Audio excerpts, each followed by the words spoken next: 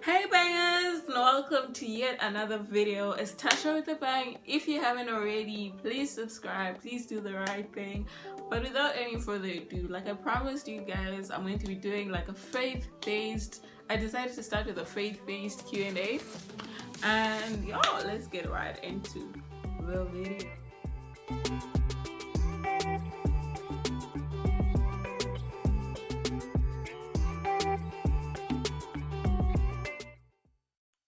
Onto the first question, what is your religion? Well, I'm a Christian, being one, stay being one until the day I die. All right, next question. Difference between being spiritual and religious.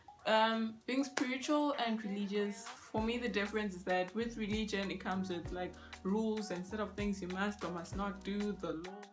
With Christianity, Jesus came and change the whole narrative and things like that, whereas we do not fall under the law anymore.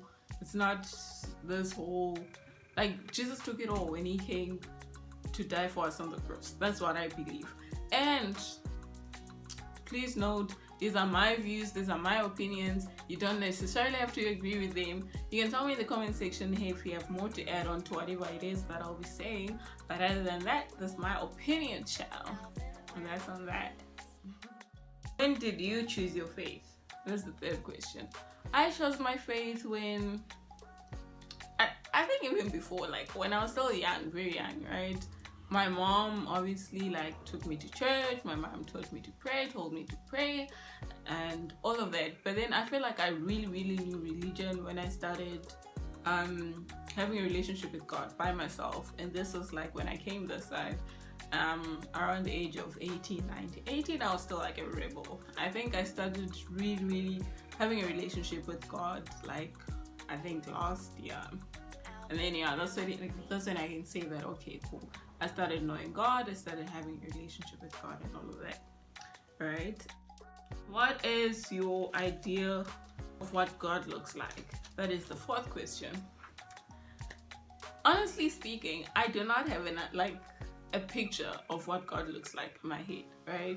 But I know that whenever I think of God, like I don't have like this set image like, oh, he's a white guy with long blonde hair and all of that. It's definitely not that. But I know that that place that I go to and in my mind when I'm spending time with God is just this place where I'm literally on his lap and it's never a face. I just see the body, like him holding me, hugging me, and just like a father would with a child, right? That is the image I have of God in my mind. So I do not have a picture like of God is like this, but I have this place in my mind of, you know, what it feels like being in God's presence. Can someone believe in God and not attend church? It's a tough one. Hey, I think yeah, you can believe God and not attend church, right? But I think it'll be beneficial to attend church as a believer because you get to commune with other believers, you get to learn things like from other, just like with normal friendships, like you can be a loner and just stick to like, you know, your own world and things like that. But I always tell like even my sister that I do not believe God has brought us into this world to just, you know, isolate ourselves and just be in our own little bubble. You get it. God has brought us in this world to be around people, to be around community, and to learn. And imagine when you're going through tough times, you know, you always need that support system to like help you through those tough times. Maybe you might need some days, like, you know, you can be someone who motivates yourself, someone who does everything by yourself, right? But then some days you just need someone to like, you know, motivate you, to like push you and things like that, you know. And that's where I think where church comes in and things like that. But I do believe that you can believe God and not be attending church. That's my opinion. What misconceptions are there about faith? I think that most of the misconceptions are that you have to be a certain way, you have to speak you have to dress a certain way, you have to be this, you have to be that, alright? But I believe with like the misconceptions are the religious side of Christianity. I feel like people just make Christianity to be this religious thing, but this spiritual side is like more beautiful. The spiritual side is more in depth, and like I feel like that's where God really wants us to go beyond the religious side of religion, to go beyond the, oh, we need to do this. If there's one God, why are there more than 4,000 religions? I can't say there's any right or wrong religion, firstly, and I think there are many religions because a lot of words for God, but essentially we might be just talking about one God, you know, maybe just from different aspects of who God is. The other question, what is the coolest story from the Bible? Right? I can think of a lot. The one that I'm thinking about now is about, you know, Jesus turning water into wine. I would have been there with my cup, you know what I'm saying? I think Job's story really touches me. Like, I feel like a lot of us, at some point of your life, you felt like Job, right? Losing everything, being at the top at one moment, and then like feeling the worst, and just the interaction between Job and, you know, God. For me, that's the coolest story. It might not be like some wow story or anything like that, but it's a story that touches me, that's on my heart right now, that I feel that, okay, cool, this story is like, you know, really moving. But I'm also thinking about Daniel, I'm thinking about David and Goliath, Daniel and the lions. There are a lot of cool stories, man. Is the Bible figurative or literal? I believe like the Bible is a very figurative. Like, it's so much more than meets the eye. That's what I can say. Like with a lot of the stories, like when pastors are preaching and things like that, you realize that, oh, I looked at it like this, I looked at it like that, but damn, you know, there's actually deeper meaning to just like a simple line or something happening or things like that, right? So I think the Bible is figurative, and people sometimes mistaken it for being literal. There's a lot of bad news on the everyday TV, right?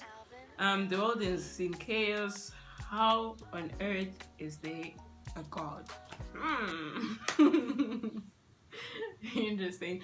My take on this is that I feel like there was, when Adam and Eve, you know, the whole story about them falling short and them sinning and everything, that's when, you know, it all went bad, and then that's when all this bad came into the world. I feel like God never intended for all of these bad things to be happening, things like that, right?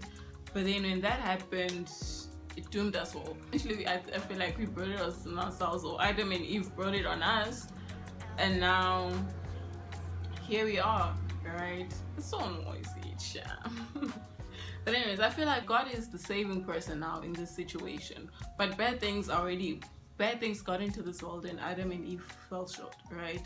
But then God is there God cannot now essentially just, you know, make those things disappear. But He has given us a chance to, you know, even going through the bad things and the chaos in this world, to be going through that chaos with them, to have a helping hand if it's, you know, help in the situations that God will be helping us in. Why do you believe in something you cannot see?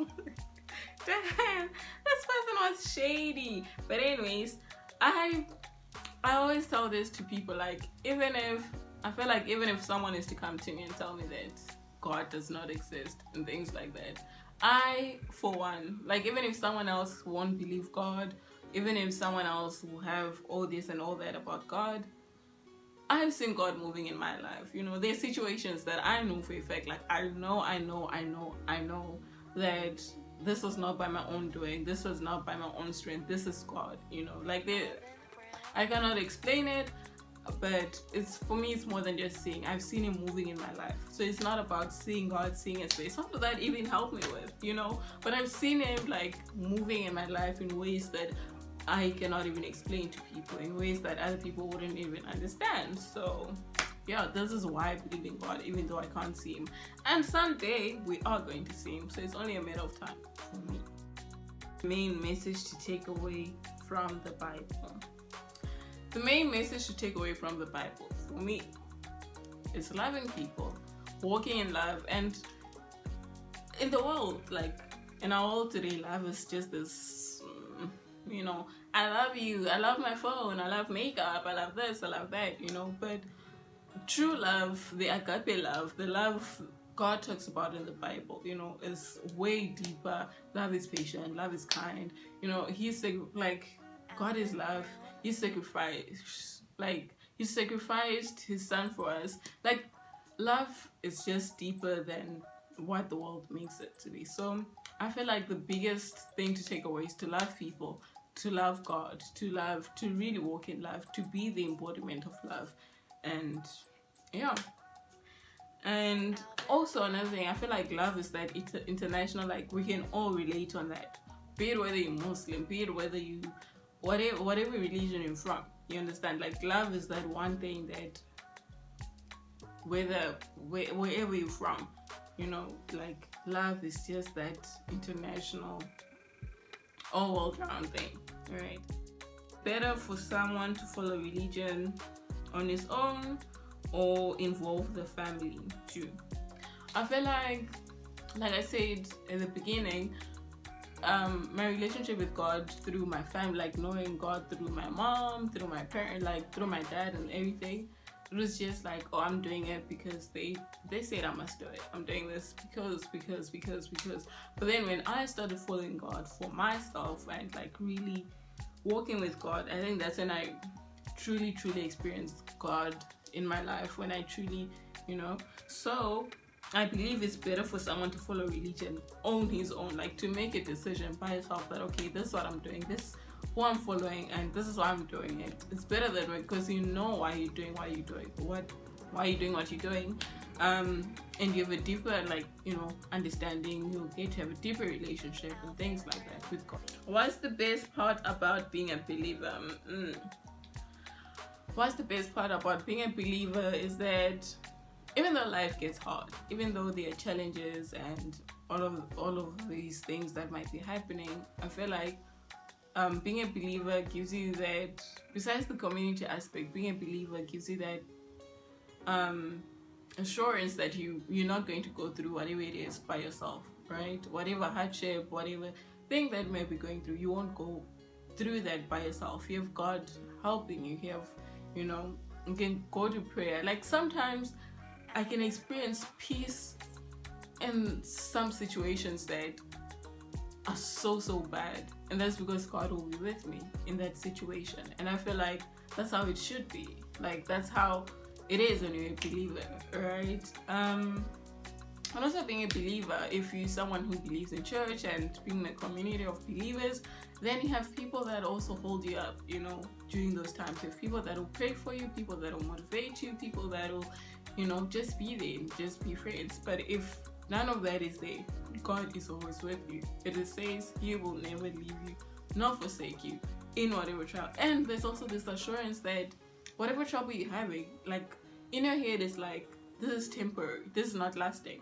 it's only a matter of time, or whatever it is that I have to learn, or like whatever it is that you have to take from that, you take that. But at the end of the day, you know that this is not lasting. And while you're going through that thing, you do not have to be, all like depressed and all of that. You can go through it with peace because God is with you, because you're not going through it by yourself, Those are my 14 questions, darling, my faith-based questions. If you have any more questions you'd like to ask me, faith-based questions, you can ask me in the comment section. If you have anything you want to add on to what I said, you can tell me in the comment section. But other than that, I love you and catch you on the next one, baby. Hey.